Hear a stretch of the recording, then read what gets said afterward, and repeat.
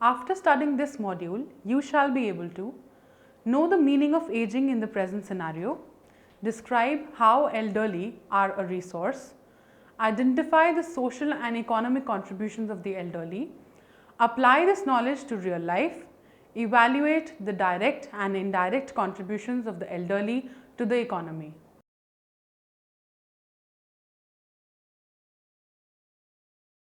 Pope John Paul II said in a public address in 2002 that the elderly must not be regarded as a burden for society, but as a resource that can contribute to its well-being. This was stated in the wake of global realization of the reality of an aging population and the need to address the challenges accompanying this demographic change.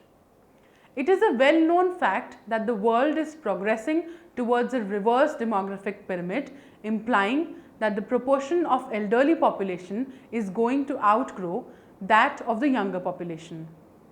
Skeptics see this demographic change as unproductive and economically challenging. But this might not be the case in reality. Contrary to the common belief that the elderly population largely fails to contribute to the economy of a country and is unproductive, the elderly today are actively participating in the work sector. They are more and more active when it comes to living a healthy and productive later life. Not only do they contribute to the economy of the nation, but also provide the society with their valuable repository of knowledge and experience. It is therefore a very conservative and myopic opinion to look at the elderly as a burden to the society. If anything, they are a source of immense knowledge and quite capable of looking after themselves as well as others, rendering themselves as valuable assets to the society. Elderly as a resource. Aging in current scenario. Aging is a natural phenomena in a human being's developmental path. As we progress through our lives, our bodies undergo many changes. Beyond a certain age, the body starts to experience decline in physical, motor and mental capacities. This normal progression in age, along with certain physical and mental challenges, is also known as senescence. For defining aging, the World Health Organization (WHO) has no standard other than noting that 65 years old is the commonly accepted definition in most core nations. But it suggests a cutoff somewhere between 50 to 55 years old for semi-peripheral nations, such as those in Africa. World Health Organization 2012. The elderly, usually grouped into those over 60 years, are often looked at as a vulnerable or dependent group in society, sometimes even as a burden. However, it is highly unreasonable to make this generalization. Those older than 60 years are considered as the elderly, but there are further segregation. For example, the young old 60 to 74 years, the old 75 to 80 years and the old over 80. Within this group, there exists a wealth of knowledge, skills and capabilities, along with varying degrees of willingness to participate in society. In reality, all older people do not stop working and contributing to society when they turn 60.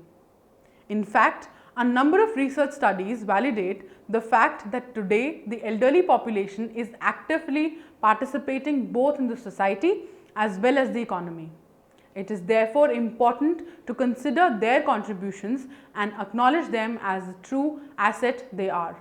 Social perception. When we are talking about age, it is too myopic to consider it as a number which represents the years an individual has spent in life.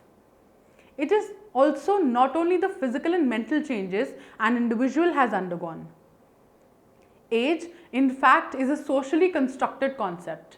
It is a product of the social norms and expectations that apply each stage of life. These norms and expectations vary from culture to culture and society to society. It is important, however, to address the negative connotation attached to the old age. A commonly visible phenomena is the portrayal of the elderly in the media. Many media portrayals of the elderly project negative perceptions and attitudes towards aging. For instance, in highly individualistic cultures like the Western society, people tend to glorify youth, associating it with beauty and vigor. Media in such cultures also reflect similar attitudes, presenting the elderly as often associated with grumpiness or hostility. It is very rare to find a media portrayal of older people conveying the fullness of life. They are rarely shown as employees, lovers, or the myriad roles they have in real life. Such portrayals often misguide our perceptions. Another hindrance to people's fuller understanding of aging is the stereotypes associated with aging. Many stereotypes exist surrounding the realities of being an older adult. Levy et al. In 2002 reported that people readily accept age stereotypes without questioning them, and also that they are less likely to think critically about them. It is not uncommon that different cultures have different sets of expectations and assumptions about aging, all of which together form an important part of our socialization. These values and attitudes inherent in various cultures can shape people's experience of aging. A rather common perception of people centering on decline in physical and mental capacities with age gives rise to a sense of shame or embarrassment for entering old age. While the landmarks of maturing into adulthood are a source of pride, signs of natural aging can result in embarrassment for some people. It is common to see people try to fight off the appearance of aging with cosmetic surgery. Although many seniors report that their lives are more satisfying than ever, and their self-esteem is stronger than when they were young, they are still subjected to cultural attitudes that make them feel invisible and devalued. All these factors contribute to the misplaced belief of seeing elderly as a burden. It is important to address these stereotypes and misperceptions in order to bring to the fore of the valuable contributions the elderly make to our society and economy. Elderly as a resource. Youth is a time in an individual's life which brings along enormous amount of energy and zeal for life. As this youth gives way to the older years, people experience a new phase of life. The elderly individuals entering this phase of life are full of worldly knowledge and experience.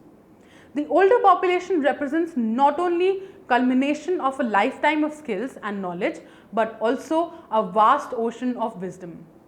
This knowledge and wisdom accumulated over a lifetime is irreplaceable and quite valuable for the younger generations. This cohort of population is the one which has contributed to the society years and years of their service. They have been the earning hands for decades and thus have contributed to strengthening the economy and the nation's finances. Not only this, but they have spent innumerable hours in caregiving and nurturing the nation's present generation of youth. These are just a few examples highlighting the immense contribution of the elderly to our society and emphasizing how valuable assets the elderly are to us. They are indeed an irreplaceable resource. The following sections discuss this thought in much more detail. The contributions of the elderly have been outlined under three major heads. 1. Elderly as social resource. 2. Elderly as financial resource. 3. Elderly as a repository of knowledge and experience. Elderly as social resource. Over the past century, the family experience has undergone a major change. India has traditionally been a collectivist society, implying that many households have been home to multi-generational families, and the experience and wisdom of elders have traditionally been respected by all. This scenario is, however, changing very rapidly with the technological advancement. Today, with most households confined to the nuclear families, attitude towards the elderly have changed. Today, lesser and lesser households are multi-generational. It is no longer typical for older relatives to live with their children and grandchildren. This has been the phenomena the world over. For instance, in North America, in late 1800s and early 1900s, multi-generational households were common. The elderly lived with and offered wisdom and support to their children and often helped raise their grandchildren, by Swister in 1984. But with rapid societal changes, the elderly have started living independently. researchers believe industrialization and modernization have contributed greatly to lowering the power, influence and prestige the elderly once had. In such a scenario, the nuclear families have found themselves grappling for help in raising their children in a secure and homely environment. Huge economic costs in enlisting outsider help in raising and caring for children, as well as an absence of secure presence of a family member, have brought back the need of the grandparents. Although older people are not as essential to the economic survival of their families and communities as they were in the past, but their social contribution has been much valued. Elderly individuals are often given caring responsibilities within the household. Research suggests that caring responsibilities are still widespread among the 50 plus, especially among 50 to 55-year-olds, a fair proportion of who care for children or adults. Not only do the grandparents provide a quality and secure upbringing of the children, but they also play a crucial role in inculcating moral values in them. right from the very beginning. They serve as moral beacons for the society, teaching the younger generation what is wrong and what is right. They teach us to have an indomitable will and perseverance, which they have gathered from decades of hardening life experiences. It is therefore important to state that society has much to gain from the elderly members of the population. Without their moral guidance and strong family values, the delicate fabric of family and society would slowly crumble away. Elderly as financial resource. Being financial resource means to be able to contribute to the financial pool of a nation and help in building a strong economy. We are able to do so by being active and productive in the work sphere. The traditional definition of productivity refers to the production of goods and services in terms of the quality and quantity of inputs, labor, equipment, capital to produce an output as defined by the Organization for Economic Cooperation and Development. The active workforce of a country or economy comprises of roughly the age group of 25 to 60. The young adults enter the workforce right after finishing their education or vocational training at around 22 to 25 years of age. They continue to work till they retire at 60 or 65, depending on the government policies. During this long career, they contribute immensely to the economy but traditionally cease to engage in work after that. However, the scenario is fast changing. Today, more and more elderly people are becoming active in work sphere and hence contributing financially to the society. Their economic activities are not ceasing at the retirement, but instead they are pursuing diverse careers even after retiring. Not just working, but the elderly individuals are also spending money on a number of things, including their basic necessities, medicines, as well as leisure and entertainment. They are actively involved in purchasing goods and services which also mobilize finances, thereby making them important financial resource. It is also important to consider diverse perspectives in relation to the financial contribution of the elderly. Although the standard calculations of productivity are derived from an economic perspective and deal with the direct contributions to economic growth. This approach fails to acknowledge and largely ignores non-productive work, including home-based activities. This serves as a significant loophole by which indirect contributions of elderly can be easily missed, especially when considering their contribution to household maintenance and random outdoor chores. Nevertheless, the financial contributions of the elderly is too massive to be ignored. Working in retirement. Looking at the age demographics of the 21st century, workforce should be enough to convince us that elderly population is not simply retiring after 60, but are choosing to stay and work to support themselves in many cases. The aging of a greater proportion of a population is more than mere shift in demographics. It has been accompanied by the emergence of new attitudes and expectations about aging in general and about the relationships between aging and work in particular.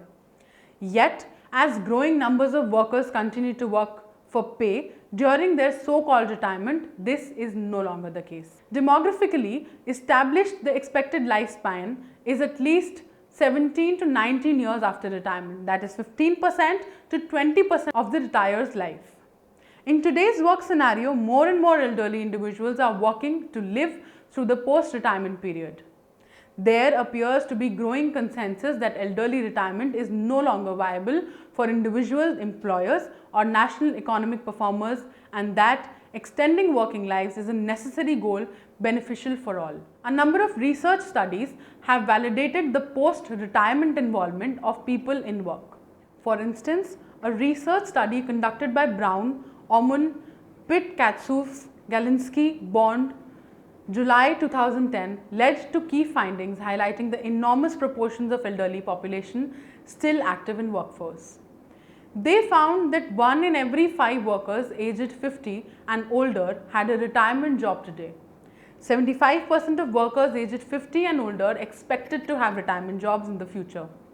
Not only this, it was found that people preferred to work in retirement for a variety of reasons, including opportunity to earn more money for a comfortable retirement and because they would be bored if they weren't working. An important finding was that those working in retirement were highly satisfied and engaged in their work, as well as those working in retirement rated their workplaces more positively than those not yet retired. The research also highlighted that a significant number of employees transitioned to self-employment for their retirement jobs, while those working in retirement worked fewer hours, on average, than those not yet retired. The majority of working retirees reported working full-time and wanting to work the same or more hours. Similar researches have been conducted in India also and have found relatable results.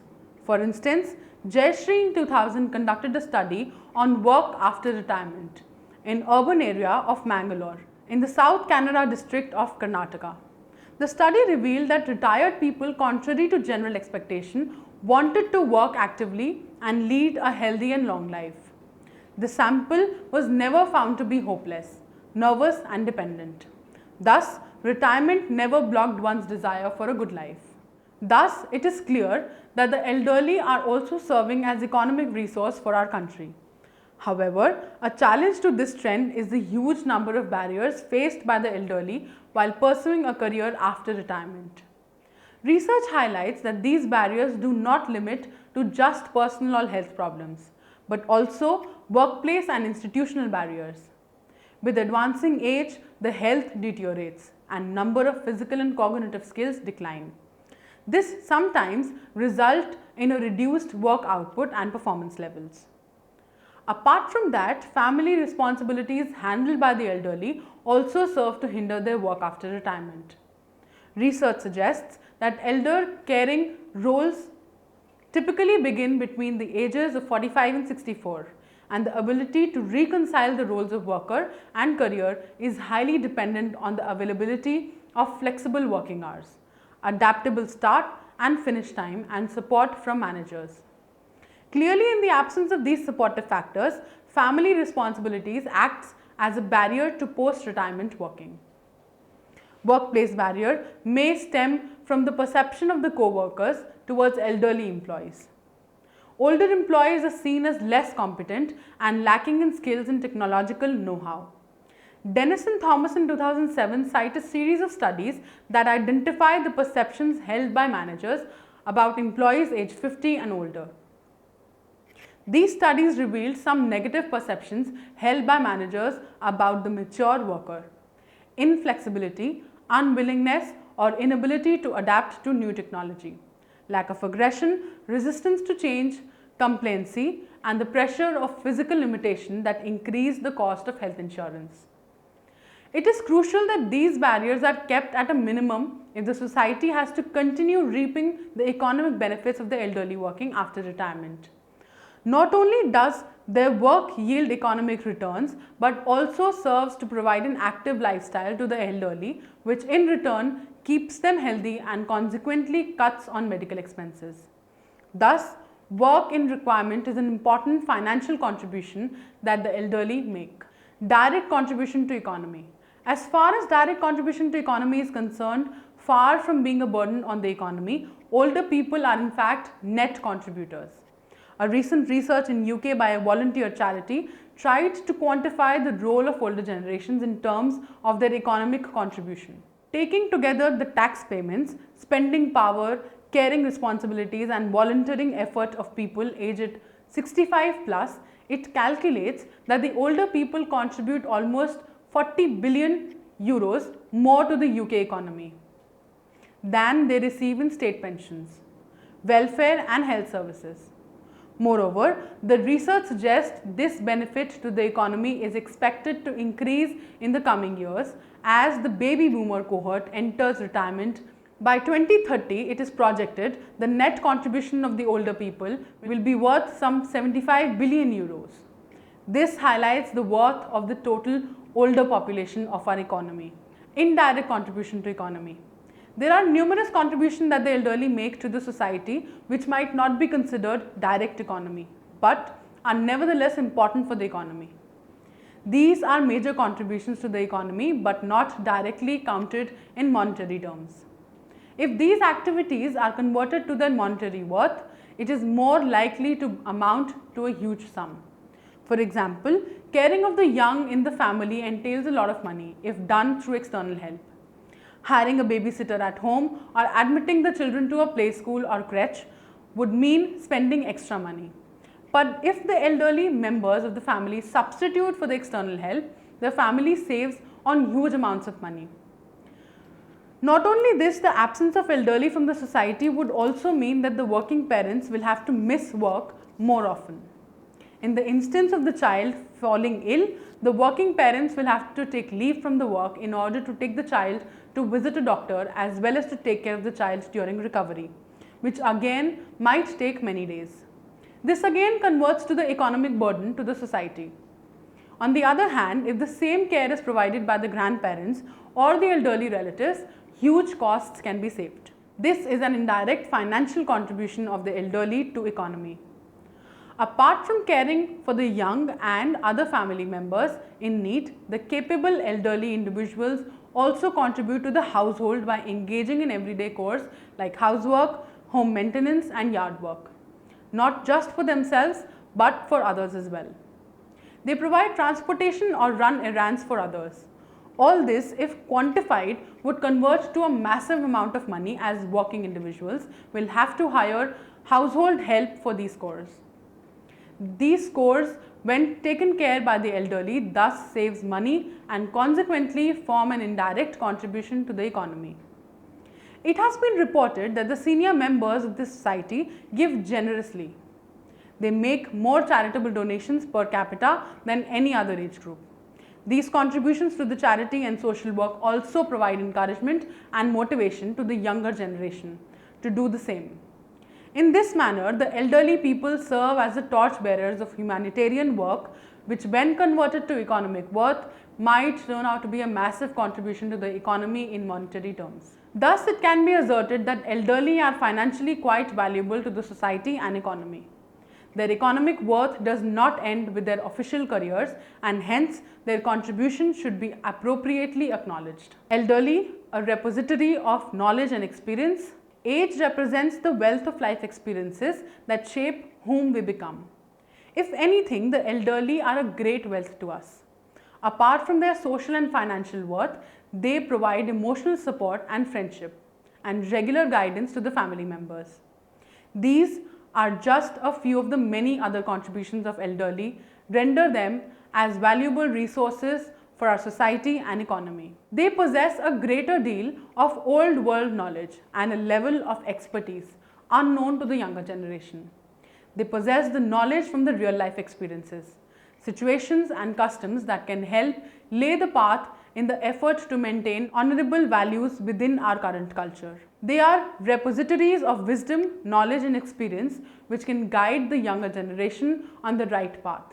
Thus, it forms one of the major reasons why elderly are indispensable for us. Summary: elderly population in today's world is engaging more and more in the social economic spheres of life. They are no more considered a burden but rather are seen as resource to the societies. Social perceptions of the people of various cultures towards old age differ greatly.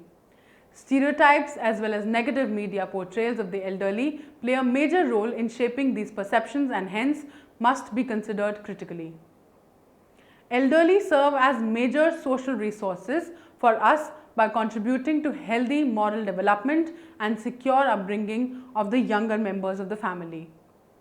The elderly individuals are actively engaged in worksphere nowadays, working after retirement to support themselves and not being burdened on others is a common phenomenon. Elderly contribute majorly to the economy both directly and indirectly. They are repositories of wisdom, knowledge and experience which can guide the younger generations on the right path.